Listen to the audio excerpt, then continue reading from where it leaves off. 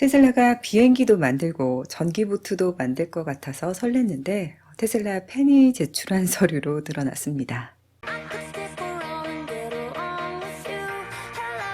네, 테슬라가 미 특허청에 지상 차량용 모터가 아닌 항공기용 모터, 보트 모터, 장난감용 모터 등 새로운 모터 범주들을 포괄하겠다며 상표 등록 신청을 한 것으로 알려지면서 테슬라가 잠재적으로 항공기, 보트 등을 만들 것이란 기대를 불러일으켰는데요. 물론 상표 등록만 하고 끝나는 경우도 있고 모터 공급업체로 타 업체에 납품하는 것으로 끝날 수도 있었지만 이보다 더 최악은 팬이 그저 팬심에 제출한 문서였다는 사실입니다. 테슬라는 전혀 이 사실을 몰랐다네요. 사실 테슬라라면 현실 가능성이 꽤나 있는데요. 그 이유는 테슬라 뉴스 먼저 보시고 이어 궁금하신 분들만 봐주세요. 배터리 관련 소식들입니다. 테슬라 텍사스 리튬 정제소가 공식적으로 건설에 착수했습니다. 현장에 대규모 공사를 알리는 표지판이 이렇게 세워졌는데요. 어제 테슬라의 오랜 리튬 공급업체 피드몬트 리튬이 테슬라와의 이전 계약 수정안을 발표했는데 리튬을 함유한 스포듐인이라는 광물의 농축물을 올해 3분기부터 테슬라에 공급하기로 했다고 합니다. 이 물질이 이제 건설을 막 시작한 이 텍사스 리튬 정제소에서 전기차 배터리에 적합한 용도로 가공될 것입니다. 한편 내년 3분기 전까지 주문 마감됐던 메가팩이 내년 4분기 배송으로 업데이트 됐는데요.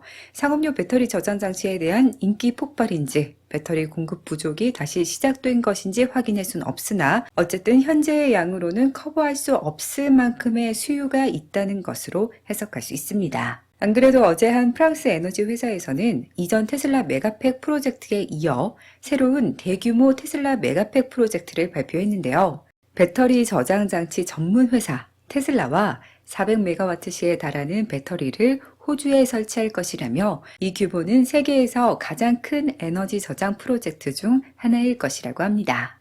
이렇게 한계가 아쉬운 메가팩인데 이도시 슈퍼차저 트레일러에 실려있던 메가팩에 화재가 발생했다고 합니다. 화재 원인은 아직 알려지지 않았으며 메가팩 화재 사고는 이번이 공식적으로 두 번째입니다. 어제 한국에서도 기사화가 많이 된 모델 Y를 탄 일가족의 절벽 추락 사고. 엄청나게 가파른 캘리포니아 절벽에서 떨어졌음에도 성인 2명과 아이 2명 모두 기적적으로 살아남은 것은 물론 심각한 부상을 입지 않아 이 모델 Y의 안전성이 큰 주목을 받았는데요. 오늘 조사 결과 운전자였던 아버지가 의도적으로 낸 사고였음이 밝혀졌습니다. 모델 Y의 견고함을 널리 알려주긴 했지만 가족들은 무슨 죄죠?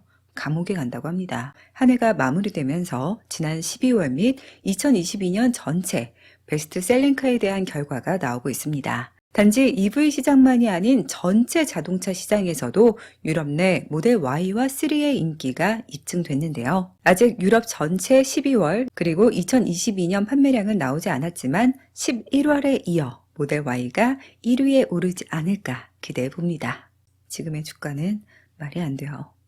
미국 전기차 세금 공제 기준에 대해 말이 좀 많아서인지 국세청이 공식적으로 수정 의견을 받기로 했습니다. 머스크도 나서서 기관에 의견을 보내달라고 요청했는데요. 가장 문제가 되는 지적은 환경청에서는 모델 Y를 SUV로 분류했지만 국세청은 모델 3와 같은 승용차로 분류해 모델 Y 일부 변형들이 공제 적용 상한선을 넘어 세금 혜택을 받지 못한다는 겁니다. 머스탱 마키도 마찬가지로 오히려 가스와 전기 배터리가 혼합된 플러그인 하이브리드 차들은 공제를 받고 순수 전기차들은 적용받지 못하는 아이러니한 상황이죠. 특히 테슬라는 칼스닷컴이 시행한 2022년 미국 경제기여도 차량 순위에서 모델 Y와 3 각각 1, 2위, 모델 X는 5위, 모델 S는 6위로 가장 미국 경제에 기여하는 제조업체임을 다시금 보여주었는데요. 이런 기업이 이상한 분류로 인해 공제를 못 받는다는 건 억울하죠. 이에 관한 청원도 진행 중인데 정부에서 공식 의견을 접수 중이니 저도 주말에 한 통 보내야겠습니다. 한편 테슬라는 공식 홈페이지에 테슬라가 캘리포니아에 미치는 영향에 대한 글을 게시했습니다. 텍사스로 본사를 이전하고 또 일론이 민주당에 날 세우는 발언들을 하면서 민주당 텃밭인 캘리포니아에서는 테슬라를 향한 시선이 좀 부정적으로 많이 바뀌어갔는데요. 이 해당 리포트에서 테슬라는 고용 및 생산, 연구 등으로 캘리포니아의 경제 창출에 기여한 바를 일목요연하게 정리했습니다. 무엇보다 홍보팀이 없는 테슬라가 지난 영상에서도 말했지만 최근 적극적으로 기업에 대해 제대로 알리는 모습을 보니까 아주 속이 편하네요. 테슬라 뉴스는 여기까지고요. 그럼 앞서 오늘 화제를 모았던 테슬라의 전기 비행기, 전기 보트 등의 생산 가능성 하나하나 보겠습니다. 자, 먼저 전기 비행기. 머스크는 오래전부터 전기 비행기 제작을 고려해 왔으며 eVTOL 항공기에 대한 설계까지 이미 구상했다고 말한 바 있습니다. VTOL은 헬리콥터처럼 수직 이착륙이 가능한 항공기로 전기로 구동되는 eVTOL 역시 이미 생산 중인 업체들이 있는데요. 그러나 상용화 단계까지는 가지 못했는데 머스크는 자신의 설계가 현실화되려면 배터리 밀도가 충분히 개선돼야 한다고 말했습니다. 400W 킬로그램은 달성해야 한다고 추정했는데 현재 테슬라 4680 셀을 비롯해 고밀도 셀은 약 300W 킬로그램 정도라고 하네요. 보다 현실적으로는 차세대 로드스터의 호버링 기능 때문인가 싶었습니다. 스페이스X의 로켓 추진기를 차량에 장착해 땅에서 수직으로 뜨는 이 호버링 기능을 넣을 것이라고 했었잖아요. 이 기능이 포함되면 로드스터는 일반 자동차 범주를 넘는 것 같고 그렇다고 항공기는 또 아닌 듯해 보이지만 여하튼 준비는 필요해 보이지 않을까 싶었죠. 다음 전기보트는 단순 이벤트성이라도 제작 가능성이 높습니다.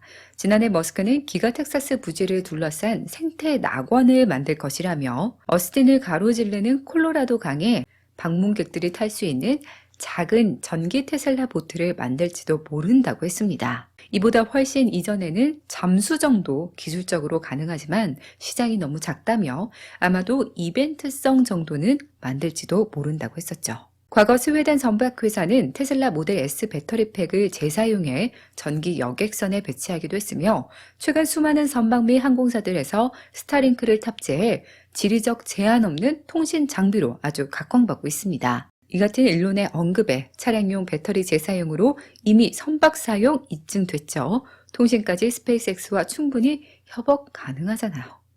장난감용 모터는 작년 석연치 않은 이유로 사이버쿼드가 리콜됐었잖아요. 라디오 플라이어라는 회사의 위탁 생산에 타 업체의 모터를 사용했는데 모터 문제는 아니었지만 안전에 민감한 테슬라가 키즈용카 모터를 직접 생산하기로 마음먹었을 것으로 전 예상했습니다. 혹 모르죠. 내일은 진짜 테슬라가 신청한 것으로 밝혀질 수도요. 네, 오늘 영상 여기까지입니다. 끝까지 시청해주신 분들 너무 감사드리고요. 전 또 다음 영상으로 찾아뵐게요.